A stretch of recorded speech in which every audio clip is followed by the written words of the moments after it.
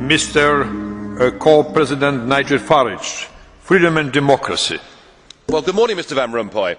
You've been in office for 1 year, and in that time the whole edifice is beginning to crumble.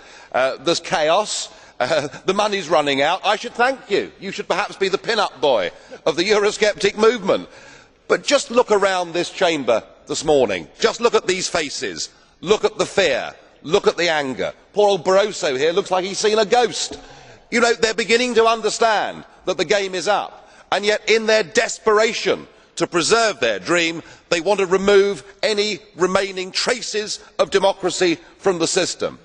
And it's pretty clear that none of you have learned anything. You know, when you yourself, Mr Van Rompuy, say that the euro has brought us stability, I suppose I could applaud you for having a sense of humour, but isn't this really just the bunker mentality?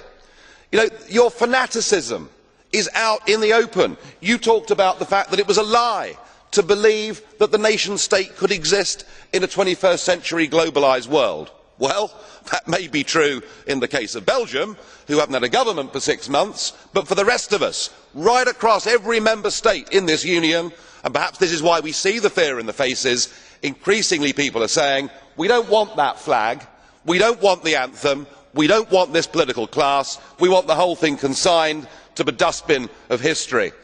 And we had the Greek tragedy earlier on this year, and now we have the situation in Ireland. Now I know that the stupidity and greed of Irish politicians has a lot to do with this.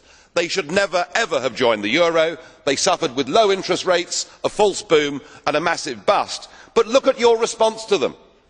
What they are being told, as their government is collapsing, is that it would be inappropriate for them to have a general election.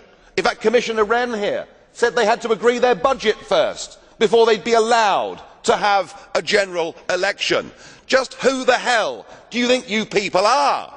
You are very, very dangerous people indeed. Your obsession with creating this euro state means that you are happy to destroy democracy. You appear to be happy for millions and millions of people to be unemployed and to be poor. Untold millions must suffer so that your euro dream can continue. Well, it won't work, because it's Portugal next.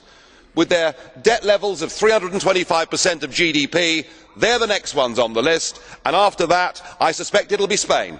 And the bailout for Spain would be 7 times the size of Ireland, and at that moment all of the bailout money has gone. There won't be any more. But it's even more serious than economics, because if you rob people of their identity, if you rob them of their democracy, then all they are left with is nationalism and violence. I can only hope and pray that the euro project is destroyed by the markets before that really happens. Thank you. The next speaker, Madam.